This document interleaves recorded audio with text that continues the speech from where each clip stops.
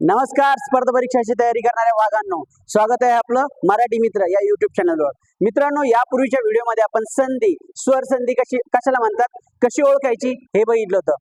संधीवर प्रश्न कसे येतात, तर संधीचे प्रकार ओळखा, विग्रह करा आणि विग्रहापासून जोड शब्द तयार करा। आज आपण त्याच्याच पुढचा पाऊल पुढे टाकतोय, वृद्धादेश। पण यापूर्वीचे एकदा दोन्ही प्रकार लक्षात घेऊन घेऊ, आठवून घेऊया। सजातीय किंवा दीर्घत्व स्वर संधी कशाला म्हणतात, तर ते गाणं आपण ऐकलंय, अ आ इ उ उ ऊ, ओ नाही म्हणायचं, अ आ इ ई उ ऊ। हे असे एकाच जातीतले स्वर एकमेकांसमोरून येत असतात आणि या स्वरांऐवजी त्याच गटातला दीर्घ वापरला जातो। दुसरी विलंटी, दुसरा उकार आणि कानावाले शब्द सजातीय किंवा दीर्घत्व स्वर संधीमध्ये असतात। विजातीय, विजातीय मध्ये काय असतं, तर अ किंवा आ यांच्या समोर कोणताही विजातीय स्वर आलेला असतो, त्याऐवजी ए ओ अर याची निर्मिती होती। ए ओ अर याची निर्मिती होती, जसं की आपण उदाहरण पण बघितले होते, बलोपासना, सप्तर्षी वगैरे वगैरे। आज आपण स्वरसंधीच्या तिसऱ्या प्रकाराचा विचार करतोय, वृद्धादेश। वृद्धादेश कशाला म्हणतात, तर अ किंवा आ यांच्या समोर संयुक्त स्वर आलेले असतात। संयुक्त स्वर म्हणजे आपल्याला माहितीच आहे, ए ऐ ओ औ। जर आपण डायरेक्ट आजचाच हा व्हिडिओ बघत असाल मित्रांनो, तर यापूर्वी वर्णमालेचा व्हिडिओ बघा, कारण जेव्हापर्यंत वर्णमाला क्लिअर होत नाही तेव्हापर्यंत स्वर संधी काय आणि कोणतीच संधी काय डोक्यात घुसत नाही। त्याच्यामुळे सगळ्यात पहिले ते बघा। अ किंवा आ यांच्या समोर जर कोणताही संयुक्त स्वर आला, तर ए किंवा ऐ जरी आला तरी त्याच्याऐवजी ऐ बनत असतो। ओ किंवा औ आला तर त्याच्याऐवजी औ बनत असतो। यासारखे दोन मात्रावाले शब्द, दोन मात्रावाले, दोन शेंडीवाले, दोन मात्रावाले शब्द तयार होत असतात। रनिंग नोट्स काढत चला। वृद्धादेश, दोन मात्रावाले शब्द, अ किंवा आ यांच्या समोर ए ऐ आला तर ऐ बनतं, ओ औ आला तर औ बनतं। उदाहरण बघूया, उदाहरणांवर विचार करूया। किंवा दोन मात्रावाले शब्द असले तर त्याच्याऐवजी काय घ्यायचं, तर एक तर ए घ्यायचं किंवा ऐ घ्यायचं। यासारखं शब्द आहे मित्रांनो, जलोग, जलोग। आता हा शब्द बनलाय दोन शब्दांपासून, आपण ते कालच्या व्हिडिओमध्ये बघितलं होतं। दोन अर्थपूर्ण शब्द एकत्र येतात, बाजूला करताना पण अर्थपूर्ण शब्द एकत्र करायचा। मग जल प्लस ओघ, ओघ म्हणजे ओघळ, जल म्हणजे पाणी, गंगोग सारख्या सारख्या उच्चाराचे शब्द जर लिहून टाकले तर त्यांनी पुढच्या वेळेस यमुनोग जरी दिलं तरी आपल्याला चुकणार नाही। गंगोग, गंगोगचं काय असतं, गंगे की गंगा, तर गंगे नाही गंगा, नाही तर म्हणशाल गंगे, गंगा प्लस ओग यासारखं। त्यानंतर आहे वनौषधी, वनौषधी। वनौषधी मध्ये काय असतं, वन प्लस औषधी नाही तर औषधी यासारखं। त्यानंतर मित्रांनो प्रजैक्य, प्रजैक्य मध्ये काय असतं, लक्षात घ्या, ज्या शब्दांच्या शेवटी के असतं, के असतं, के असतं, क आणि य जोडलेलं असतं, त्या शब्दांमधील दुसरा शब्द, पहिला शब्द आहे प्रज की प्रजा, तर प्रजा, आणि दुसरा शब्द आहे ऐक्य, ऐक्यवर एकच मात्रा असतो, लक्षात ठेवा। प्रजैक्य, मतैक्य, आता इथं प्रजा घेतलं होतं पण इथं मत, मत प्लस ऐक्य। त्याच्यानंतर जनैक्य, जन प्लस ऐक्य यासारख्या ऐक्यवाले शब्द ज्याच्या शेवटी क जोडलेला आहे त्या शब्दांमध्ये ऐक्य हा शब्द असतो। त्यानंतर मित्रांनो क्षणैक,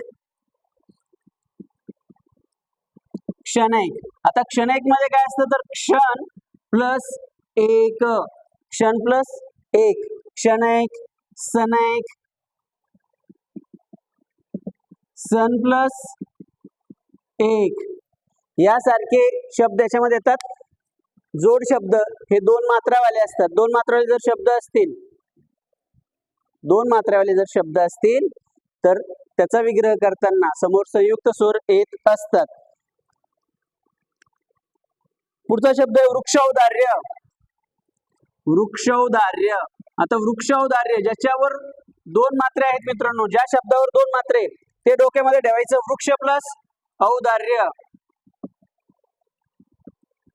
ज्याच्यावर दोन मात्रे असतील तिथून फोड करायची सवय ठेवा, वृक्ष प्लस औदार्य या प्रकाराचा विचार करा। दोन मात्रावाले शब्द याच्यामध्ये असतात। दुसऱ्या शब्दाची सुरुवात ही संयुक्त स्वरांनीच झालेली असते। जर संयुक्त स्वरांनी झालेली असेल तर त्याला म्हणत असतात वृद्धादेश स्वर संधी. आता पुढच्या प्रकाराचा विचार करूया. स्वर संधीचा चौथा प्रकार यनादेश स्वर संधी.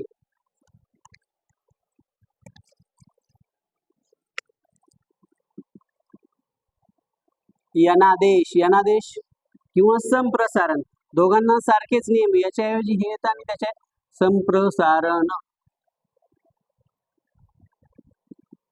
यनादेश किंवा संप्रसारण. इथं काय असतं, आतापर्यंत अ किंवा आ ने सुरुवात होत होती. इथं जर संयुक्त स्वरांनी स्वर होते, संयुक्त स्वरांनी सुरुवात होते आणि संयुक्त स्वरांनी सुरुवात होते म्हणण्यापेक्षा मित्रांनो इउरू यांनी सुरुवात होत असते त्याची.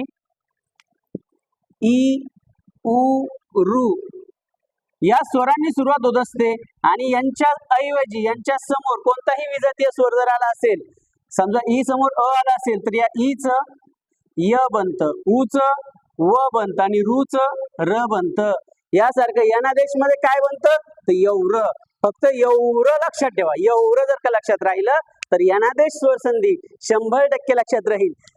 पहिल्या शब्दाचा शेवट हा ई ने होत असतो, त्याच्यासमोर कोणताही विजातीय स्वर आला, इ उ रू यासारख्या शब्दाने शेवट होतो आणि त्याच्यासमोर कोणताही विजातीय स्वर आला तर त्याच्याऐवजी य व र, यौर.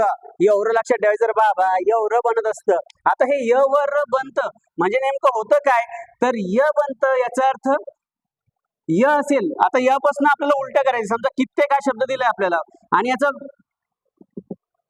याचा विग्रह करायचा आहे. आता विग्रह करायचा आहे तर इथं य आहे तर त्याचा अर्थ ई आहे. ई आहे म्हणजे विलांटी आहे. इलांटी या ईचं इलांटी लक्षात ठेवा. व आलेलं असेल जोड शब्दामध्ये व आलेलं असेल. दुसरं बघूया स्वल्प. जर जोड शब्दामध्ये व आलेलं असेल तर व ऐवजी आपल्याला उ घ्यावा लागतो. सु प्लस अल्प. किती प्लस 1. आता 1 का बरं घेतला, या य च्या डोक्यावर मात्रा आहे, हा मात्रा आहे म्हणून पुढे एक एडक्याचा ए घेतला आणि य ऐवजी आपण ई घेतला. ई घेतला म्हणजे विलांटी घेतला. य असेल तर विलांटी, व असेल तर उकार आणि र असेल तर रू ऋषीचा आपल्याला घ्यावा लागतो. त्या र चं पण उदाहरण बघू. पित्राज्ञा. आता हे पी पर्यंत तर काय अडचण नाही. आता त आणि र एकत्र जोडलेलं आहे आणि शक्यतो सगळे शब्द त्र वालेच असतात, त्याच्यामुळे टेन्शन घ्यायचं नाही. त घेतलं, र असेल तर काय घ्यायला सांगितलं आपल्याला, रू ऋषीचा रू घ्यायचंय आणि रू ऋषीचा रू जोडला की त्याला खालून हे असं चिन्ह येत असतं, हे लक्षात ठेवा. पितृ प्लस आज्ञा. त्र पर्यंत कटलं, इथपर्यंत कटलं. त्रला काना होता म्हणून आपण आ घेतला आणि आज्ञा हा शब्द तयार झाला. किती प्लस 1. परत सांगतो, य असेल तर विलांटी, व असेल तर उकार आणि त्र असेल तर रू ऋषीचा रू आपल्याला घ्यायचा असतो. आता पुढचा शब्द बघू आपण. प्रत्येक. प्रत्येकचा विग्रह कसा होईल. प्रति प्लस 1. प्रति प्लस 1. प्रति प्लस 1. गौऱ्यानंद. गौऱ्यानंद. आता हा शब्द काळजीपूर्वक बघा मित्रांनो. य पण आहे, र पण आहे, पण अगोदर उच्चार कुणाचा होतो, र चा होतो. मग गौ प्लस गौच्या समोर र लिहून घेतला आणि य असेल तर त्याचं विलांटीत रूपांतर करायचं असतं. पुढचा शब्द कानावाल्यापासून पुढे जसाच तसं लिहायचं. गौरी प्लस आनंद. विग्रह करताना यौर यौर यौर लक्षात ठेवा रे बाबांनो. य असेल तर ई घ्यायचं, ई घ्यायचं याचा अर्थ विलंटी घ्यायची. व असेल तर उ घ्यायचं, उ घ्यायचं याचा अर्थ उकार घ्यायचा आणि र असेल तर रू घ्यायचं. मात्राज्ञा. मात्राज्ञाचं काय तर मातृ प्लस आज्ञा. यासारखं र असेल तर रू तयार होत असतं. पुढचा शब्द बघूया. व्यासंग. आता व्यासंगाचा विग्रह काय, व आणि य जोडलेला आहे, याचा अर्थ व घेतला, य च्या ऐवजी आपण विलांटी घेतली. पुढचा शब्द आहे आसंग. We plus आसंग. यासारखं दोन्ही संधी अत्यंत सोपी आहे. पहिल्या संधीमध्ये वृद्धादेश मध्ये काय बघितलं आपण तर ए ऐ ओ औ हे आलेले असतात. दुसऱ्या शब्दाची सुरुवात संयुक्त स्वरांनी म्हणजे ए ऐ ओ औ यांनी होत असते आणि त्यांच्या त्या गटातला जो कोणी दीर्घ आहे ए आणि ऐ यांच्यातला जो काही ऐ आहे तो वापरतात. ओ आणि औ जर आला असेल तर औ वापरतात.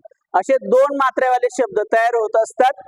यनादेश मध्ये काय असतं तर पहिल्या शब्दाचा शेवट इ उ रू यांनी जर होत असेल मित्रांनो तर त्याच्याऐवजी यौर बनत असतं. आणि यौर बनतं याचा अर्थ काय, य असेल तर विग्रह करताना ई बनवायचं. ई बनवायचं म्हणजे विलांटी द्यायची.